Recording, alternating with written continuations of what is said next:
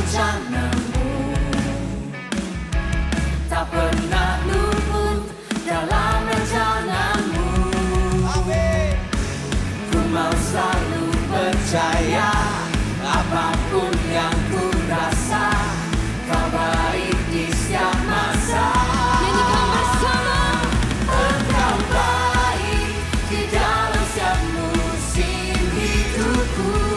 Engkau baik di dalam segala keadaan. Engkau Yesus, kau takkan pernah tergantikan. Ku mau saksikan kebaikanmu.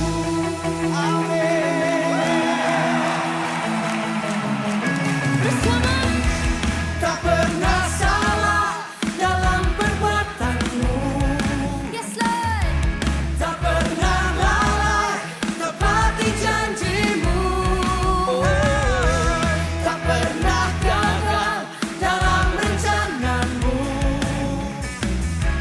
tak pernah luput dalam rencanamu.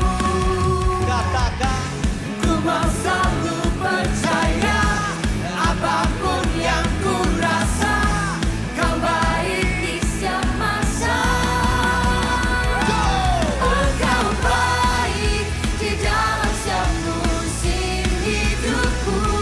Engkau baik di dalam segala keadaan. Engkau Yesus, kau takkan pernah tergantikan. Ku mau saksikan kebaikanmu. Engkau baik di dalam setiap musim hidupku. Engkau baik di dalam segala keadaan. Engkau Yesus, kau takkan pernah tergantikan. Ku mau saksikan kebaikanmu. We praise you, Lord. Come on, bersama-sama teriakan.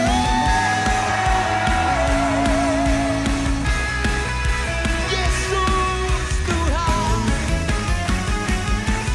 Angkat tangan kita sama-sama, sini. Engkau baik di dalam setiap musim hidupku. Engkau baik di dalam segala keadaan. Engkau Yesus, kau takkan pernah tergantikan. Ku mau saksikan kebaikanmu. Ku mau saksikan kebaikanmu. Ku mau saksikan kebaikanmu.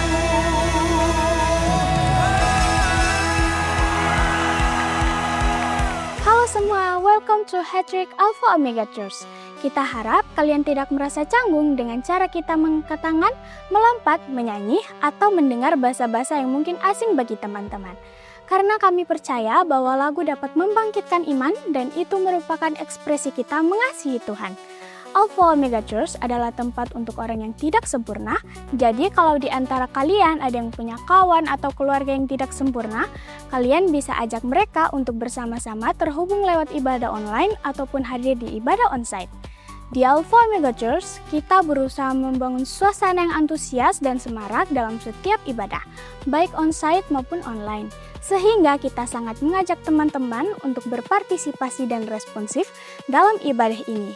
Feel free untuk ikut bertepuk tangan, mengangkat tangan, tersenyum, dan menikmati apa yang sedang berlangsung. Berikut ini beberapa informasi yang baik untuk kita perhatikan. Ibadah raya setiap hari Minggu di 2 kali ibadah jam 8 dan jam 10 pagi. Ajak keluarga, kawan, dan saudara kita untuk ibadah bersama. Teens Online Service bisa diakses setiap hari Minggu jam 7 pagi di YouTube Alpha Omega Church. Kalian bisa like, comment, share link kepada kawan dan saudara kalian. Itu saja pengumuman yang bisa aku sampaikan. Enjoy the rest of the service. Halo semuanya, welcome to Teens Online Service kita. Hari ini and every week kita selalu ada new series, new topic yang dibahas. Dan hari ini kita mau ngebahas sesuatu yang mungkin kayak mungkin it's kinda a bit churchy, tapi deep down inside our heart kita tahu that we need it. Yaitu apa nih? Hari ini kita kasih topik yaitu spiritually bloated. Mari sama-sama kita ucapkan spiritually bloated. Maksudnya gimana nih? Pernah nggak sih sebelumnya nih?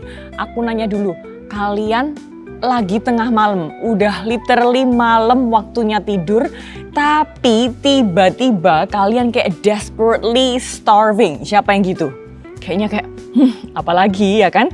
Generasi anak-anak sekarang yang semuanya pada pokoknya tidurnya malam. Wah, ini nih momen-momen dimana kita tahu-tahu kayak kelaparan. Mari sama-sama kita ucapkan kelaparan, 2, 3, kelaparan.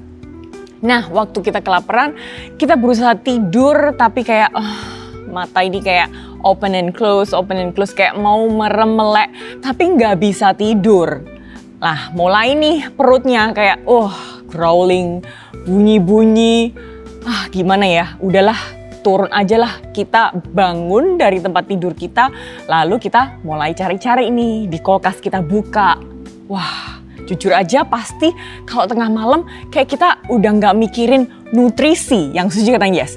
Pasti kayak kita langsung mikir pokoknya apapun deh karena aku kelaparan, aku mau makan. And I want it now, yang setuju kata yes. Nah, waktu kita buka kulkas tapi ternyata kok nggak ada apa-apa ya, cuma adanya saus sambal. Kan nggak mungkin kan, lalu kita mungkin cari-cari ke lemari yang lain, lalu kita temuin satu, yaitu apa, mungkin bungkus chips.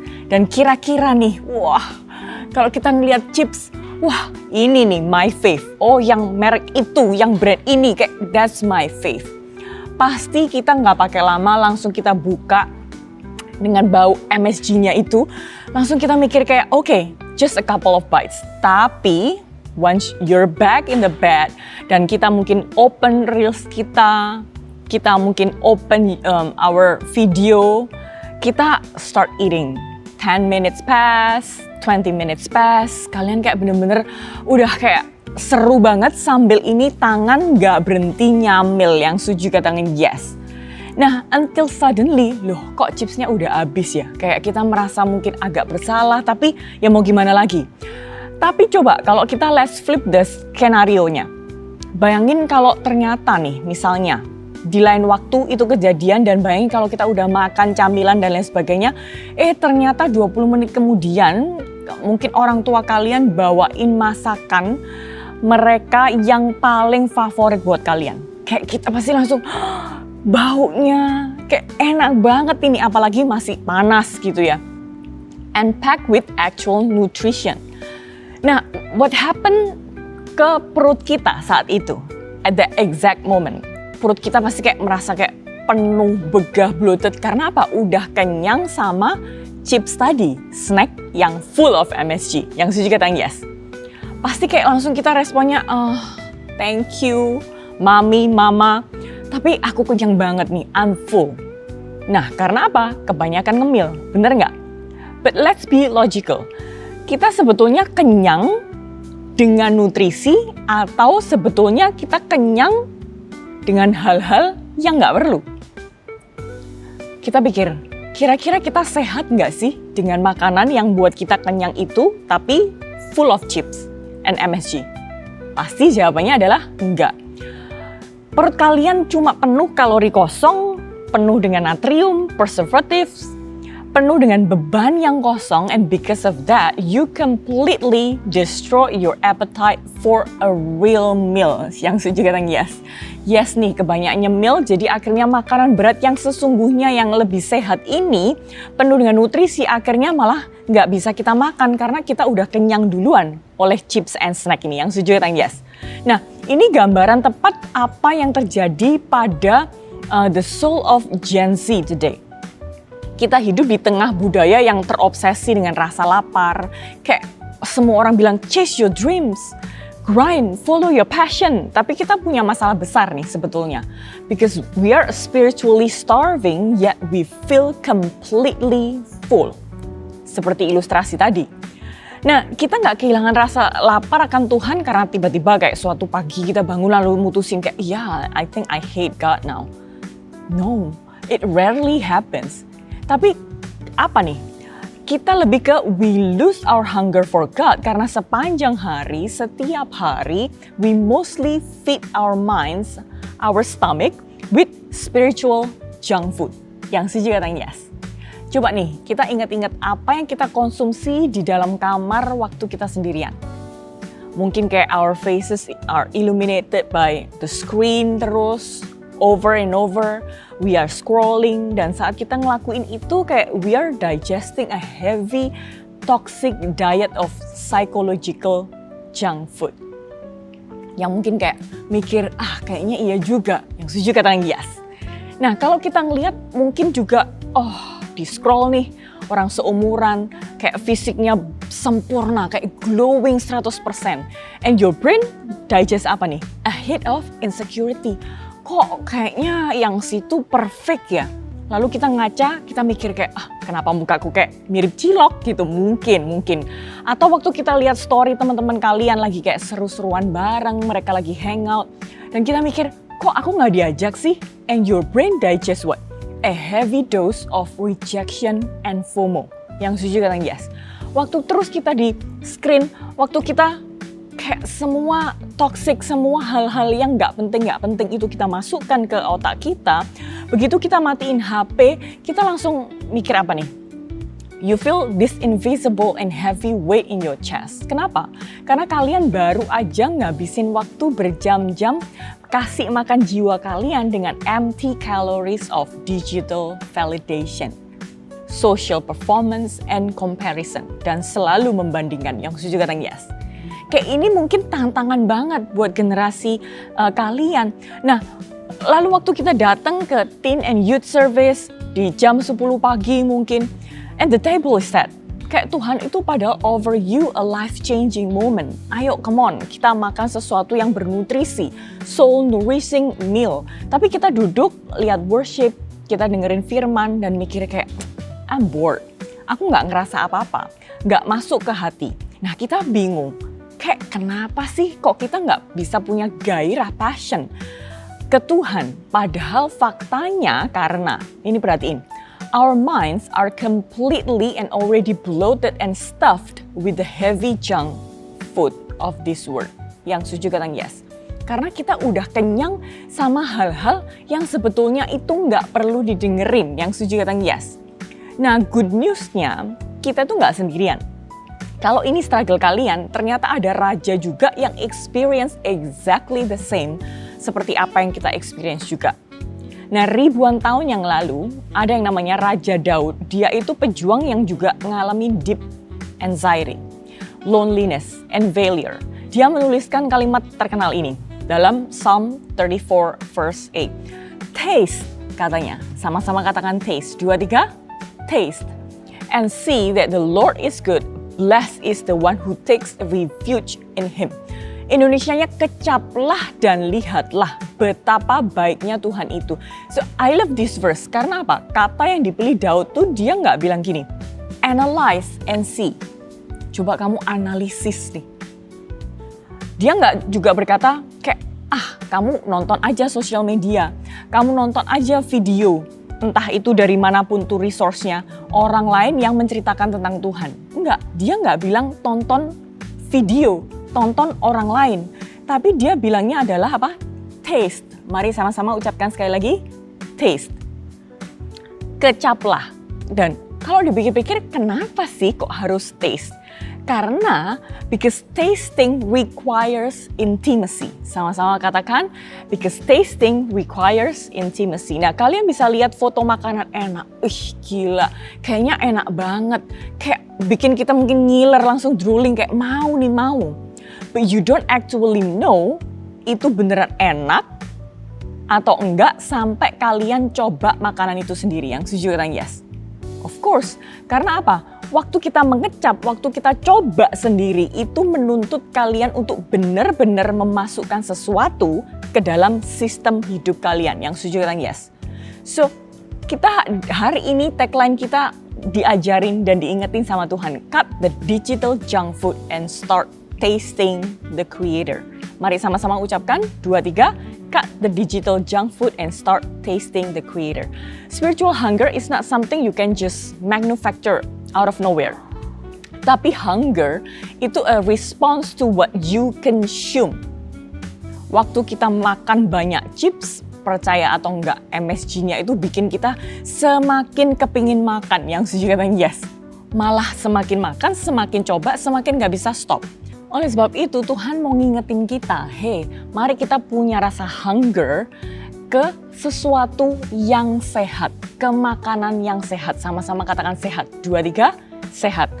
Karena apa? Jika diet harian kalian misalnya nih, ternyata apa yang kalian consume adalah 5 jam di social media validation, 2 jam drama grup chat, aduh ini ya temanku yang ini gak senang sama ini, yang ini ngobrolin ini, kayak oh come on. Dan kita mungkin juga mengisi dengan constant comparison, kayak yang itu kok dapat ini, aku kok enggak sih. Pikiran kalian akan adaptasi justru dengan semua kekeosan dan kekacauan yang terjadi. Nah akibatnya apa nih? Prayer and scripture itu will feel boring. Yang setuju kata yes. So if you want to get hungry for God, you have to start intentionally tasting what He offers. Yang secara otomatis akan membuat validasi dunia ini tuh jadi tasteless. Jadi nggak ada rasanya dan harusnya kita semakin consume adalah apa? The truth, kebenaran, bukan adalah hal-hal digital validation yang membuat kita merasa kayak oh semakin kita membeda-bedakan. Semakin kita iri dan lain sebagainya. Nah, dalam khotbahnya di bukit Matthew 5 verse 6, Jesus said, "Blessed are those who hunger and thirst for righteousness, for they will be filled." Katanya berbahagialah orang yang lapar dan haus akan kebenaran karena mereka akan dipuaskan. The culture algorithm tuh tells you to feed your current desires, apapun yang kalian rasakan. Apapun yang memberikan instant gratification, you do it, consume it. Tapi Jesus itu completely flips the script. Dia mau bilang bahwa kepuasan sejati itu nggak datang dari menurutin ego. So true satisfaction comes from chasing Him. Sama-sama katakan chasing Him. 2, 3, chasing Him. And look at the promise, for they will be filled katanya. Kalau kita tuh haus dan lapar akan firman Tuhan, katanya kita akan dikenyangkan. Nah, coba kita mikir nih, kalau setiap kali kita mikir kayak, aku lapar nih, tapi makannya chips, ya kan? Yang full of MSG, kita mikir kayak, oh ini enak banget, enak di lidah. Tapi ternyata nggak punya nutrisi di perut kita, yang setuju kata yes. Nah waktu kita mengisi dengan all the chips yang full of MSG ini yang nggak penting sebetulnya, zero nutrition. Ketika kita ngisi ini dengan hal-hal yang nggak penting, maka kita mikirin apa nih? Yang dipikirin itu mungkin cuman obsesi online estetik, stres mikirin pendapat orang lain. Kita hanya dapat mungkin kelihatannya temporary high diikuti oleh crash dan berakhir dengan rasa emptiness yang lebih dalam. The word promises to fill you, but it actually leaves you running on an endless and exhausting treadmill. Kayak kita selalu makan, tapi ternyata karena nggak ada nutrisinya, ternyata badan kita nggak lebih sehat, yang setuju kata yes. Tapi kita perlu ganti dengan satu mangkok real food ini nih, ya kan? Ini ilustrasi gimana Tuhan tuh kepingin setiap kita justru makan yang memang penuh dengan nutrisi, yang setuju kata yes. Waktu kita makan full of nutrition ini yang benar-benar makanan yang sehat, justru Tuhan itu mau bilang, hey, if you hunger for me, I will actually fill you, actually full and packed with nutrients. Nah, Tuhan akan memberikan kalian baseline kedamaian mental kalian yang gak bergantung kepada likesku berapa, followerku berapa, yang lihat story-nya hari ini berapa, siapa yang ngechat aku hari ini, siapa yang cari aku, atau siapa yang mungkin pergi tanpa aku, dan lain sebagainya. Enggak. Tapi benar-benar Tuhan tuh kepingin setiap kita itu justru diisi dengan kebenaran, yang setuju kata yes. So, let's cut the digital junk food and start tasting the Creator.